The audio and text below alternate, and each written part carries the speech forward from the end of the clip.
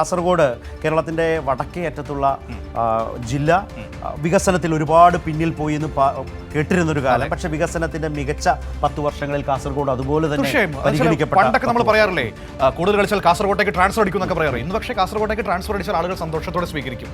കാരണം അത്രമാത്രം മാറിയിരിക്കുന്നു നാട്, അതിപ്പോൾ എല്ലാ മേഖലയിലും. നമുക്കൊന്നുകൂടി കാസർഗോഡ് ഒന്ന് കാണാം. കാസർഗോഡ് വരുമ്പോൾ കാസർഗോഡ് ആകെ നമ്മുടെ മുമ്പിലേക്ക് വരികയാണ്. കാസർഗോഡ് ആകെ 5 നിയമസഭാ മണ്ഡലങ്ങളാണ് വരുന്നത്. കാസർഗോഡിനെ നോക്കിയാൽ 5 നിയമസഭാ മണ്ഡലങ്ങൾ. അത് മുമ്പ് പറഞ്ഞതുപോലെ തന്നെ കാസർഗോഡ് നമുക്ക് അവിടെ നിന്ന് ഓരോ മണ്ഡലത്തിലേക്ക് ഒന്ന് പോയാലോ? ഓരോ മണ്ഡലത്തിലേക്ക് വരുമ്പോൾ ആദ്യം നമ്മുടെ മുൻപിലേക്ക് വരേണ്ടത് മഞ്ചേശ്വരമാണ് അല്ലേ? മഞ്ചേശ്വരത്ത് എല്ലാ മണ്ഡലങ്ങളും 5 മണ്ഡലങ്ങളും നോക്കി വരാം. മഞ്ചേശ്വരം അങ്ങ് വടക്കേ അറ്റത്തെ മണ്ഡലം എന്നുള്ള നിലയ്ക്ക് തന്നെ മഞ്ചേശ്വരം. എന്താണ് അവിടുത്തെ സാഹചര്യം? അവിടെ KR ജയാനന്ദയാണ് LDF സ്ഥാനാർത്ഥി.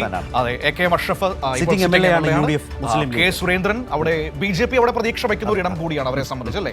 അങ്ങനത്തെ ഒരു പ്രാധാന്യം. മഞ്ചേശ്വരം തെരഞ്ഞെടുപ്പ് രാഷ്ട്രീയത്തിൽ വളരെ സജീവമായി ശ്രദ്ധേയമായതാണ്. മഞ്ചേശ്വരം തെരഞ്ഞെടുപ്പ് കേസ് വളരെ പ്രധാനപ്പെട്ടതാണ്. കഴിഞ്ഞ തവണ തുച്ഛമായ വോട്ടുകൾക്കാണ് സുരേന്ദ്രൻ അവിടെ പരാജയപ്പെട്ടത്. അതിന് മുൻപ് അതെ. അപ്പോൾ ഇത് എല്ലാവർക്കും അറിയാവുന്ന കാര്യങ്ങൾ തന്നെയാണ്. പക്ഷേ വോട്ടെണ്ണലിലേക്ക് പോകുന്നതിന് മുമ്പ് ഒരു ഓർമ്മപ്പെടുത്തലാണ് ഇതെല്ലാം. സുരേന്ദ്രന്റെ പേരിൽ അവിടെ ഒരു അപൂർവ റെക്കോർഡ് കൂടിയുണ്ട്. ഹെലികോപ്റ്ററിൽ പറന്ന് നടന്ന് തോറ്റ ഇടം കൂടിയാണല്ലേ? കഴിഞ്ഞ തവണയ്ക്ക് ആ തെരഞ്ഞെടുപ്പിലൊക്കെ വലിയ വിശേഷപ്പെട്ട നിലയിൽ വന്നു. മഞ്ചേശ്വരം നമ്മൾ കണ്ടു കഴിഞ്ഞു.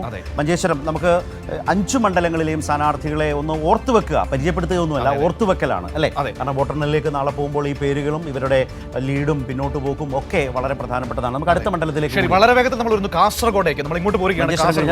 അടുത്ത മണ്ഡലം എന്ന് പറയുന്നത് കാസർഗോഡാണ്. കാസർഗോട്ടെ സാഹചര്യം നമുക്ക് പരിശോധിക്കാം. അവിടെ ഷാനവാസ് പാദൂരാണ് LDF സ്ഥാനാർത്ഥി. ഒപ്പം തന്നെ കളക്ടർ ആ സ്ഥാനാർത്ഥിത്വമാണ് മാറ്റിയിരിക്കുന്നത്, മാറ്റിമറിച്ചത്, മത്സരത്തെ കൂടുതൽ ശ്രദ്ധേയമാക്കിയത്. അല്ലെങ്കിൽ ഒരു UDF സിറ്റിംഗ് സീറ്റ് എന്ന നിലയിൽ അവിടേക്ക് പാദൂരിന്റെ സ്ഥാനാർത്ഥിത്വം സംശയമില്ലാത്ത വിധം എന്താണ് കാസർഗോഡ് സംഭവിക്കുക എന്നതുപോലും ഒരു പ്രധാനപ്പെട്ട ചോദ്യമാണ് ഇപ്പോൾ. മഞ്ചേശ്വരം മാത്രമല്ല, കാസർഗോഡും അങ്ങനെ തന്നെയാണ്. തൊട്ടടുത്ത മണ്ഡലമാണ് അവിടെ വളരെ അശ്വിനിയാണ്. ഗ്രൂപ്പ് പ്രശ്നങ്ങളൊക്കെ ഉണ്ട്, അതിലേക്ക് നമുക്ക് വരാം. ഇപ്പോൾ നമുക്ക് ഇനി അടുത്ത് പോകേണ്ട ഉദുമയാണ്. തൊട്ട് ചേർന്ന് കിടക്കുന്ന മണ്ഡലം ഉദുമയിലേക്ക് നമ്മൾ വരുമ്പോൾ സിറ്റിംഗ് MLA ആണ്. ഉദുമ മനുവിന് കുറച്ച് പ്രിയപ്പെട്ടൊരു മണ്ഡലം. മനു ഇടയ്ക്ക് ലീവ് എടുത്ത് പോകുന്ന ഒരു സ്ഥലമാണ്. ഉദുമയല്ലേ? ഉദുമയാണ്. CH മനുവിന്റെ ഭാര്യ വീട് അവിടെയാണ്.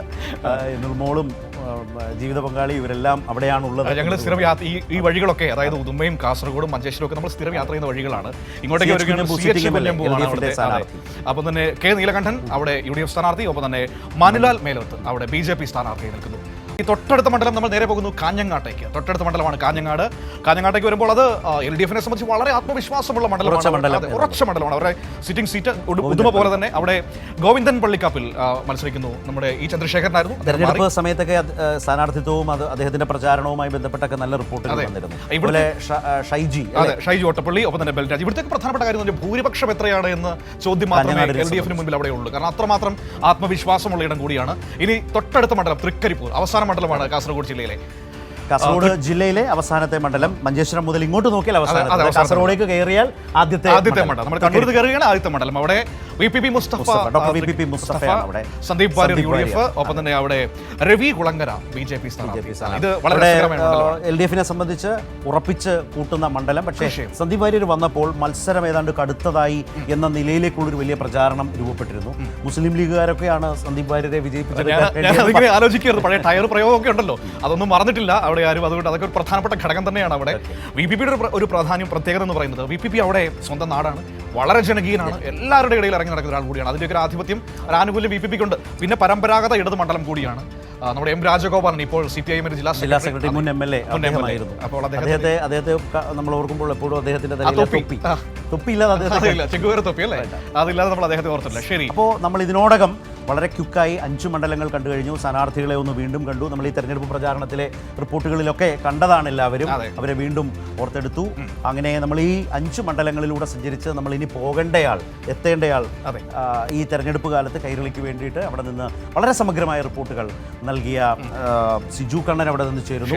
അതുപോലെ നമുക്ക് നോക്കാം, ഈ ഒരു വടക്കൻ കേരളത്തെ സംബന്ധിച്ച് ഓരോരോ ജില്ലകളിലേക്ക് നമ്മൾ പോകുമ്പോൾ ഞങ്ങളുടെ പ്രതിനിധികളൊക്കെ അവിടെ നിന്നെല്ലാം എല്ലാ ജില്ലകളിൽ നിന്ന് വളരെ സജീവമായി വിശദമായി പ്രേക്ഷകരോട് സംസാരിക്കാനായി, വിവരങ്ങൾ തരുന്നതിനായി, എല്ലാവരിലും അവസാനത്തെ ഒരു റിപ്പോർട്ട് എന്താണ് എന്നറിയാൻ നിൽക്കുമ്പോൾ എല്ലാവരും സജീവമായിട്ടുണ്ട്. അവരെല്ലാവരും വന്ന് നമ്മൾക്കൊപ്പം ചേരും.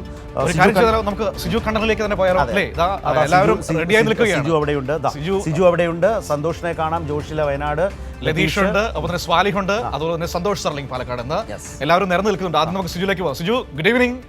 നമ്മൾ 5 മണ്ഡലങ്ങളെ കുറിച്ച് ഇങ്ങനെ ഒരു ഏകദേശ ചിത്രം പറയുകയായിരുന്നു. ഈ 5 മണ്ഡലങ്ങളിലൂടെ സഞ്ചരിച്ച ആളെന്നില്ല, 5 മണ്ഡലം ഒരുമിച്ച് നമ്മൾ എടുക്കുന്നത്. അതെ, കാസർഗോഡ് ജില്ലയിലെ മുഴുവൻ മണ്ഡലങ്ങളിലൂടെയും സഞ്ചരിച്ച ആളെന്ന നിലയിൽ ഈ അവസാന നിമിഷങ്ങളിൽ നമ്മൾ ഇങ്ങനെ സമയം എണ്ണിക്കൊണ്ടിരിക്കുമ്പോൾ എന്താണ് പറയാനുള്ളത് പ്രേക്ഷകരോട്? എങ്ങനെയുണ്ട് ഈ 5 മണ്ഡലങ്ങൾ? ആർക്കൊക്കെ ഒപ്പം നിൽക്കും? എന്തൊക്കെയാണ് സാധ്യതകൾ?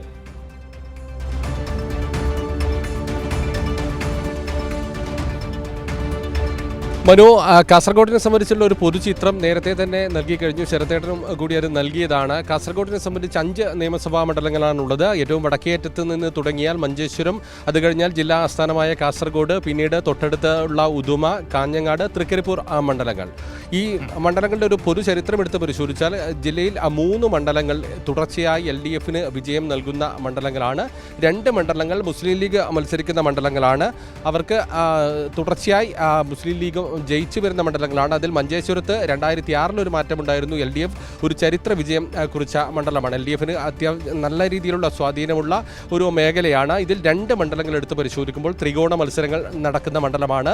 LDFും NDAയും UDFും ഒപ്പത്തിനൊപ്പം നിന്ന് ശക്തമായ മത്സരം നടക്കുന്ന 2 മണ്ഡലമെന്ന പ്രത്യേകത മഞ്ചേശ്വരത്തിനും കാസർഗോഡിനുമുണ്ട്. അതുകൊണ്ട് തന്നെ വോട്ട് എണ്ണുമ്പോൾ സാധാരണ നിലയിൽ വടക്കോട്ട് നോക്കുമ്പോൾ മഞ്ചേശ്വരത്തെയും കാസർഗോഡിനെയും എല്ലാം തന്നെ വളരെ ശ്രദ്ധയോടുകൂടി എല്ലാവരും നോക്കാറുണ്ട്. ഇത്തവണയും അതേ നിലയിൽ തന്നെ ശക്തമായ മത്സരമാണ് ഈ 2 ഇടതുപക്ഷം ശക്തമായ മുന്നേറ്റം. കാസർഗോഡ് മനു ചോദിച്ച സാഹചര്യത്തിൽ ഞാൻ ആദ്യം മഞ്ചേശ്വരത്തിൽ നിന്ന് തുടങ്ങാമെന്നായിരുന്നു ആലോചിച്ചിരുന്നത്. പക്ഷേ മനു പറഞ്ഞ ഒരു കാര്യം കൊണ്ട് നമുക്ക് ആദ്യം കാസർഗോഡിലേക്ക് തന്നെ പോകാം. കാസർഗോഡ് മണ്ഡലത്തിൻ്റെ ഒരു പ്രത്യേകത എന്ന് പറയുന്നത് ഇത്തവണ സർപ്രൈസ് സ്ഥാനാർത്ഥി, എല്ലാവരെയും ഞെട്ടിച്ചുകൊണ്ടുള്ള ഒരു സ്ഥാനാർത്ഥി എന്ന നിലയിൽ ഷാനവാസ് പാദൂർ LDFിൻ്റെ സ്വതന്ത്ര സ്ഥാനാർത്ഥിയായി രംഗത്ത് വരികയായിരുന്നു. LDFിൽ INL മത്സരിക്കുന്ന സീറ്റാണ്. ആ മത്സരം നടക്കുന്ന സീറ്റിൽ കാസർഗോഡ് മണ്ഡലത്തിൽ ഇത്തവണ മത്സരം പ്രവചനാതീതം എന്ന നിലയിൽ തന്നെ നമ്മൾ വിലയിരുത്തേണ്ടി വരും. കാരണം ഈ സമയത്ത് നമുക്ക് കാസർഗോഡ് മണ്ഡലത്തിൻ്റെ ഒരു ചിത്രം കൃത്യമായി കിട്ടാത്ത നിലയിലേക്ക് കാര്യങ്ങളെത്തും. ഞാൻ നേരത്തെ സൂചിപ്പിച്ചിരുന്നു, ത്രികോണ മത്സരം നടക്കുന്ന മണ്ഡലമാണ്. നേർക്കുനേർ 1ഉം 2ഉം സ്ഥാനത്ത് നിൽക്കുന്നത് UDFും NDAയുമാണെങ്കിൽ ഇത്തവണ ആദ്യഘട്ടത്തിൽ തന്നെ ഈ സ്ഥാനാർത്ഥി പ്രഖ്യാപനം മുതൽ തന്നെ LDF കുതിച്ച് മുന്നോട്ട് വരുന്ന ഒരു കാഴ്ചയാണ് നമുക്ക് കാണാൻ സാധിച്ചത്. നമ്മൾ ആ സ്ഥാനാർത്ഥി പ്രഖ്യാപനം നടത്തിയതിന് പിന്നാലെ കാസർഗോഡ് നഗരത്തിനെ ഇളക്കി മറിച്ചുകൊണ്ട് വലിയൊരു റോഡ് ഷോ ഉൾപ്പെടെ നമ്മൾ കണ്ടതാണ്. അതിനുശേഷം വലിയ തോതിൽ ആളുകൾക്കിടയിൽ ഒരു സ്വാധീനം ഷാനവാസ് പാദൂറിന് ഉണ്ടാക്കിയെടുക്കാൻ കഴിഞ്ഞു എന്നുള്ളതാണ്. കഴിഞ്ഞ തവണ നമ്മൾ പറഞ്ഞതുപോലെ എനിക്ക് തോന്നുന്ന ഒരു കാര്യം, ഇപ്പൊ സിജു പറഞ്ഞതിൽ തോന്നുന്ന ഒരു പ്രധാനപ്പെട്ട കാര്യം എന്താണെന്ന് വെച്ചാൽ, പാലക്കാട് പോലെ തന്നെ സ്ഥാനാർത്ഥി നിർണയത്തിലൂടെ LDF UDFിനെയും NDAയും ഞെട്ടിച്ച, കാരണം ആ മത്സരത്തിൻ്റെ ഒരു പൊതുചിത്രത്തെ മാറ്റിമറിക്കാൻ പാകത്തിന് മാറിയ ഒരു കോൺസ്റ്റിറ്റ്യുവൻസിയാണ് കാസർഗോഡ് എന്ന് പറയുന്നത്. അതുപോലെ ഒരു കാര്യം, മഞ്ചേശ്വരത്ത് BJPയുടെ പ്രതീക്ഷകൾ നമുക്ക് ക്വിക്കായിട്ടൊന്ന് എടുത്തു പോകാം. മഞ്ചേശ്വരത്ത് BJPയുടെ പ്രതീക്ഷകൾക്ക് ഇത്തവണയും മങ്ങലേൽക്കുമോ? എന്താണ് ഒരു ഫൈനൽ പിക്ചർ?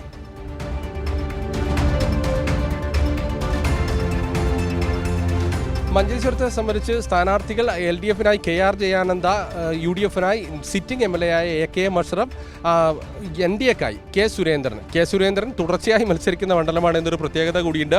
4 തവണ ഒരു ഉപതെരഞ്ഞെടുപ്പിലൊഴികെ എല്ലാ തവണയും കെ സുരേന്ദ്രൻ മത്സരിക്കുന്ന ഒരു മണ്ഡലമാണ്. തിരഞ്ഞെടുപ്പ് കാലത്ത് കെ സുരേന്ദ്രൻ മഞ്ചേശ്വരത്ത് എത്തുന്നു, മത്സരിക്കുന്നു, പോകുന്നു. ഇതാണ് നില. അതിൽ കഴിഞ്ഞ നമ്മളൊക്കെ സുരേന്ദ്രൻ നിരന്തരം വന്ന് മത്സരിക്കുന്ന മണ്ഡലം ഏതാണെന്ന് ചോദിച്ചാൽ, ഏത് പരീക്ഷയ്ക്ക് ചോദിച്ചാലും പറയേണ്ടി വരുന്ന മണ്ഡലമാണ് മഞ്ചേശ്വരം. ഒന്നിലൊക്കെ പോയി മത്സരിച്ചിട്ടുണ്ടോ? 2 ഒരുപാട് മത്സരിച്ചിട്ടുണ്ട്. അതൊക്കെ പോട്ടെ, ഞാൻ ചോദിച്ചത് ഇനി കുറച്ച് സമയമല്ലേ ഉള്ളൂ. മഞ്ചേശ്വരത്ത് BJP ഇത്തവണയും നിരാശപ്പെടേണ്ടി വരുമോ? സ്ട്രെയിറ്റ് ക്വസ്റ്റ്യൻ ആണ്.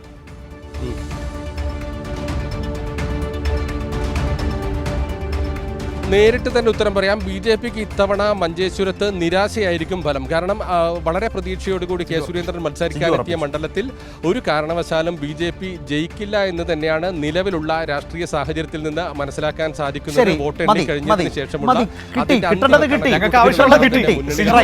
ഒരു കാര്യം, ഉദുമ, കാഞ്ഞങ്ങാട്, തൃക്കരിപ്പൂർ നിലവിലത് LDFിൻ്റെ ഭാഗത്താണ്. ഇതിൽ ഏതെങ്കിലും തരത്തിൽ ഇളക്കം സംഭവിക്കാൻ സാധ്യതയുണ്ടോ?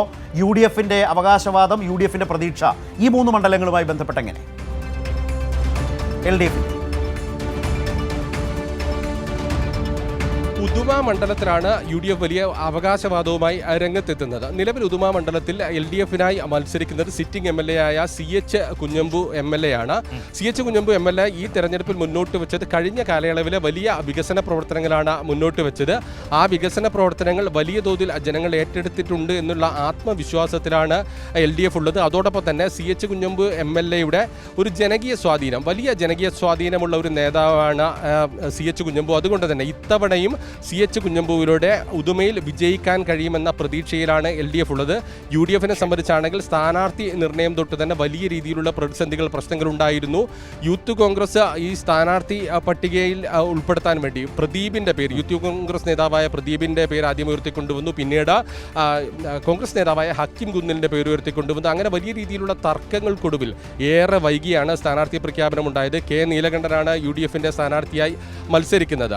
അതുകൊണ്ട് തന്നെ വലിയ രീതിയിലുള്ള പടലപ്പിണക്കങ്ങളും പ്രശ്നങ്ങളും UDFിനകത്ത്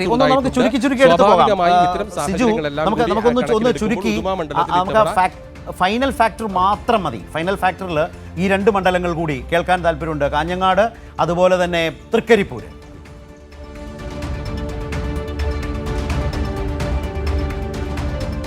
കാഞ്ഞങ്ങാട് മണ്ഡലത്തിൽ ഇടതുപക്ഷത്തിന്റെ ശക്തമായ കോട്ടയാണ് ഗോവിന്ദൻ പള്ളിക്കാപ്പിലാണ്. CPI മത്സരിക്കുന്ന മണ്ഡലമാണ്. ഇത്തവണയും വലിയ വിജയം കാഞ്ഞങ്ങാട് മണ്ഡലത്തിൽ ഉണ്ടാകുമെന്ന പ്രതീക്ഷയിൽ തന്നെയാണ് LDF.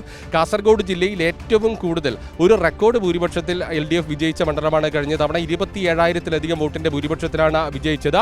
ഇത്തവണയും ഒരു മികച്ച വിജയം തന്നെ LDF കാഞ്ഞങ്ങാട് മണ്ഡലത്തിൽ പ്രതീക്ഷിക്കുന്നു. തൃക്കരിപ്പൂർ മണ്ഡലത്തിലേക്ക് പോവുകയാണെങ്കിൽ നേരത്തെ സൂചിപ്പിച്ചു, VPP മുസ്തഫയാണ്. വലിയ ജനകീയതയുള്ള ഒരു നേതാവാണ്. ചെറുപ്പക്കാർക്കിടയിലും അതോടൊപ്പം തന്നെ പാർട്ടി അണികൾക്കിടയിലുമെല്ലാം തന്നെ, CPM അണികൾക്കിടയിലുമെല്ലാം തന്നെ വലിയ സ്വീകാര്യതയുണ്ട്. അതിനപ്പുറത്ത് പൊതുസമൂഹത്തിനകത്ത് എല്ലാ വിഷയങ്ങളിലും ഇടപെട്ടുകൊണ്ട് വലിയ രീതിയിലുള്ള ജനകീയ സ്വാധീനമുണ്ട്. VPP മുസ്തഫയിലൂടെ തൃക്കരിപ്പൂർ തൃക്കരിപ്പൂര്, ഉദുമ, കാഞ്ഞങ്ങാട് സംശയം വേണ്ട. സംശയം വേണ്ട. ശരി സിജു, താങ്ക് യു.